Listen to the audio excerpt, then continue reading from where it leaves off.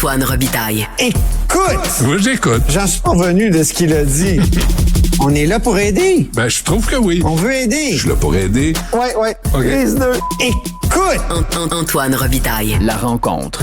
Robitaille du Trisac. Et les aventures du ministre masqué. Exactement.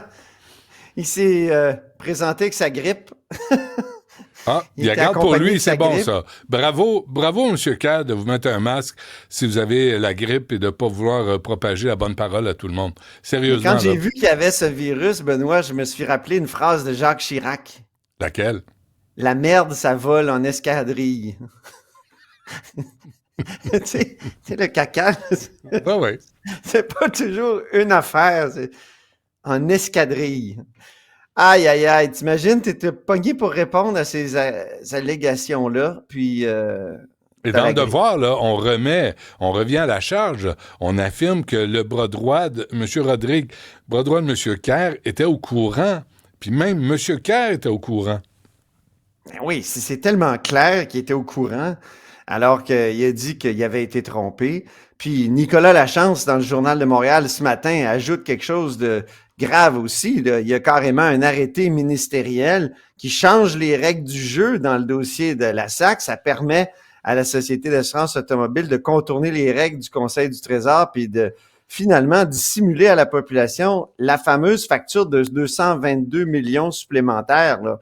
Hein? C'est grave parce que c'est juste avant les élections, puis même au mois de septembre, on va se rendre compte dans une réunion, mais là, évidemment, on le sait parce qu'il y a un procès verbal, mais dans cette réunion-là, qui a été exhibée par Monsef Déragi, et ce procès verbal-là, malheureusement, il est lourdement caviardé, mais il y a un moment donné où la direction dit, on a comme deux choix, là, admettre dans le SEAO, là, c'est le grand système électronique d'appel d'offres du gouvernement, qu'on doit rajouter 222 millions ou fractionner ça puis y aller par petits morceaux.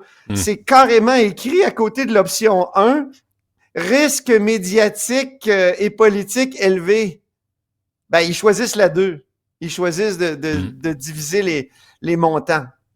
Et ça, car il continue de dire qu'il n'y a aucune idée, tout ça. Pourtant, c'est lui qui a pris l'arrêté ministériel. Cet arrêté-là est difficile à comprendre. Je l'admets, je l'ai vu, je l'ai lu. J'ai vu les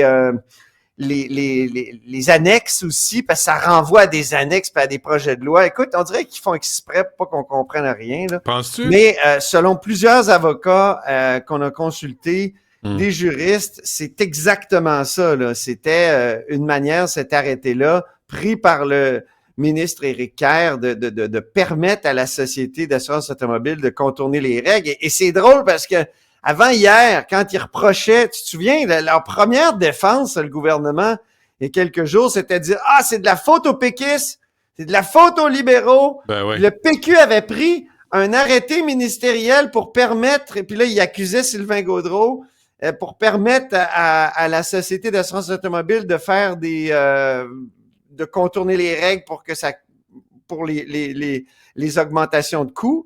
Ben, ça, là, l'arrêté de Sylvain Gaudreault, il avait été annulé en 2017. Puis là, ils en refont un en 2022, mais là, c'est Kerr qui signe. Alors, ce qu'ils reprochaient à Gaudreault, ils ont exactement fait la même affaire. Ben, en tout cas, tu sais, hier, je te disais, Kerr, aujourd'hui, dénoncerait le Kerr ministre. Tu sais, il serait méchant. Il serait encore plus méchant que Ruba Gazal, tout à l'heure, qui l'a traité de menteur en chambre, que Marc Tanguay, qui a parlé de fling-flang. Et d'ailleurs, tu sais, Parti libéral du Québec, il aime pas tellement ça, les commissions d'enquête. Hein? Ouais, j'ai remarqué. Et il était un peu ses freins, parce que là, il y avait le PQ qui demande une commission d'enquête sur sa clique. Québec solidaire qui a commencé, c'est Arun Boisy qui l'a demandé le premier. Et le Parti libéral, il voulait pas trop. Oh, ça bouge du côté du Parti libéral du Québec. Écoute-les ce matin. Première fois que vous démontrez une ouverture là, pour la commission d'enquête. Oui, c'est la première fois aujourd'hui que vous démontrez une ouverture. Qu'est-ce qui a changé dans votre opinion? Bien, ce qu'on veut, c'est que rapidement, l'Autorité des marchés publics arrive avec les renseignements. Ce que l'on voit, les questions là, de plus en plus, c'est que là, le politique est impliqué, là, qu'il y a eu du fling-flang. Là. Quand on parle que la Société d'assurance automobile du Québec, en septembre, ce à quoi faisait référence la vérificatrice générale des hauts risques politiques. On a posé nos questions à François Legault, puis il ne répondait pas aux questions. Mais la minute où le politique est, comme de plus en plus ça apparaît clairement par la preuve qui sort, est impliqué, on s'enligne, on s'en va, le cas échéant, vers une commission d'enquête publique. Mais nous, ce qu'on veut rapidement, là, c'est avoir l'information. Décaviardée, rapport rapide de l'AMP, une commission d'enquête publique, nous, on est ouvert, mais après ces étapes rapides, qui peuvent être très rapides. Sur la défense, donc, tu vois, c'est pas fou non plus. Tu sais, c'est vrai qu'on veut que l'AMP procède rapidement. Et l'UPAC et le ministère. L'UPAC, ça, on ne saura pas tant qu'ils déposeront pas d'accusation. Hein. Ils ne veulent plus parler de leurs enquêtes. C'est vrai que publiciser les enquêtes, ça a été difficile. Donc, ce matin, là... qui les a publicisées, les enquêtes? Ben, tu avais Anne-Frédérique Laurence, je sais pas si tu te souviens, la porte-parole qui souvent qui confirmait qu'il y avait des enquêtes. Publiquement, elle disait, peut-être officiellement, elle disait qu'il faisait pas de commentaires, mais on savait toujours si oui ou non il y avait. Il y en a qui pissaient dans les oreilles des journalistes. Dis donc une chose, je veux t'entendre sur une affaire. Là, on parle de 500 millions d'extra pour Satlic. Je comprends ça, là. Ce matin, j'écoutais Charles Lemond, la Caisse de dépôt et de placement avec Mario. Et puis, tu sais, Charles Lemond dit Jean-Marc Arbeau, là, le boss du CDPQ Infra, lui, c'est notre homme, il a notre confiance. Mais en 2023, on a annoncé que ça allait coûter 1,650 milliard de plus que prévu, le REM. C'est drôle que ça passe comme du beurre dans le poêle. Il n'y a pas de... Tu sais, M. Arbeau répond à rien ni personne, n'accorde aucune entrevue. Puis là, M. Aymon, M. Arbeau disent la Caisse de dépôt va encaisser les coûts supplémentaires. C'est parce que c'est nous autres, la Caisse de dépôt, là, qui payons pour ça. 1,6 milliard de plus pour le REM. Là, c'est pas juste des petits extras. Pourtant, on n'en parle plus. Oui, j'avoue que je connais moins bien ce dossier-là. Je suis vraiment englué dans le Satlic. Mais quand tu es rendu à parler de 500 millions, puis d'1,650 milliard, puis là, jamais personne de responsable, jamais personne de redevable. C'est le club des petits amis qui s'entretient. Ce qui est frustrant, c'est quand tu dois 70$, mettons, au fisc, je vais te dire avis de cotisation, puis dépêche-toi à payer. Pénalité, puis intérêt, puis 10 coups de fouette. Non, c'est ça. Mais l'impunité chez les tinamis qui nous gèrent, qui nous gouvernent, je pense que les citoyens en ont vraiment plein le... Oui, c'est ça, exactement. C'est frustrant. On va voir ce qui va arriver. Moi, des fois, je me demande si... ce matin, je me demandais est-ce qu'Éric Kerr va pouvoir passer la journée? Là, il a répondu à plein de questions en chambre en passant... Le premier ministre, lui, est absent. Il est à Latuc pour aller rencontrer des gens de l'industrie forestière. C'est sûr qu'à l'approche de tarifs, mais là, on ne le sait plus trop avec Trump, si ça va être le 4 mars ou le 1er avril ou le 2 avril, parce que, dit-il, il est superstitieux. C'est un poisson d'avril. Mais tout ça pour dire qu'à l'approche de ça, je comprends que le premier ministre veuille aller rencontrer des travailleurs de l'industrie. Mais en même temps, on s'en va pour un congé de 2 semaines. Est-ce que le premier ministre voulait éviter de répondre aux questions, puis après ça, se dire ça va se calmer pendant les 2 semaines de congé ou de relâche parlementaire? On va tout oublier. Ça va en tout cas, j'étais en chambre il y a quelques minutes. Je vais te dire que Geneviève Guilbeault, là, elle a comme refusé à un moment donné de prendre une question, de répondre à une question, elle qui est ministre des Transports. Alors que Simon-Jolin Barrette avait de l'air à la regarder. Tu sais, si Simon-Jolin Barrette, c'est le leader parlementaire, et il s'est comme retourné vers elle, puis elle a comme fait non. Alors, les questions sont beaucoup allées à Éric Kerr, qui a continué de dire l'AVG, faut y faire confiance, c'est elle qui a dit qu'on avait été mal informés.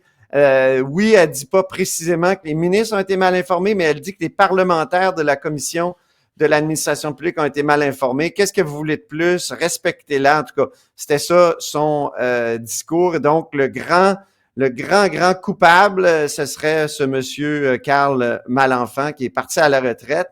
Et là, je passe à mon point 2. C'est pas de sa faute. C'est pas de sa faute. C'est pas de la faute de M. Kerr. Puis c'est pas M. Rodrigue non plus, ton point 2. Ben, c'est ça. M. Rodrigue, hier, imagine, il y a eu un conseil des ministres. Il avait nommé l'ancien chef de cabinet d'Éric Kerr à l'Office des professions. Président de l'Office des professions. Alors, stupéfaction, évidemment, dans les médias sociaux, nous autres, on met ça, puis on dit qu'est-ce que c'est ça? Tu sais, comment ça qu'il y a comme on dirait qu'on veut le tasser, on veut le tasser ou on veut lui donner une promotion ou qu'est-ce que c'est exactement? Je rappelle que hier après-midi, Nicolas Lachance du bureau parlementaire, il a écrit un article où il ressort un texte dans lequel M. Roberge en question, qui était chef de cabinet de Kerr, il félicite Karl Malenfant qui prenait sa retraite. Bravo, Karl!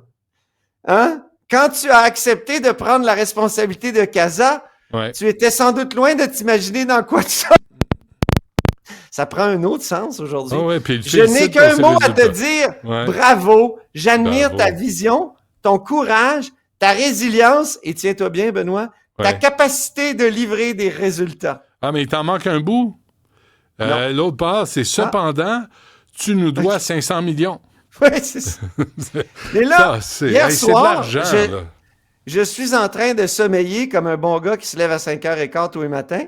Et tout d'un coup, il y a quelqu'un qui me texte, qui me dit « Va voir ce tweet. » C'était Sonia Lebel qui a tweeté hier, qui a tweeté considérant les allégations qui circulent à l'endroit de Pierre Rodrigue relativement à sa clique, nous réévaluons actuellement la situation face à sa récente nomination à l'Office des professions. Je ne commenterai pas davantage, ce qui est faux parce qu'à la période de questions, elle a commenté. Et là, c'est-tu ce qu'elle a dit, Sonia Lebel? Oui, en conclusion, Antoine. En conclusion, mais c'est fascinant.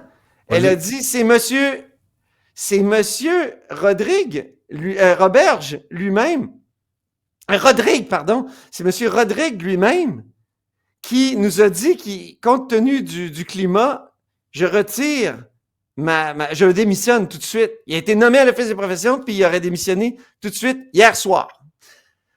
C'est ce que madame... c'était la nouvelle version de Sonia Lebel tout à l'heure en chambre. boy. OK. Bon, ben, on va respirer par le nez, hein? Puis on va payer nos impôts et nos taxes à jour et à temps, tu sais, parce qu'ils vont venir te chercher. Merci, Antoine. Ben, écoute, j'ai été bon, là. Je me suis tué. Excellent. On se reparle demain. Tu fais beaucoup de progrès. Merci. Je te dis, l'incontinence, c'est se mettre une couche quand c'est le temps. Salut. Ciao.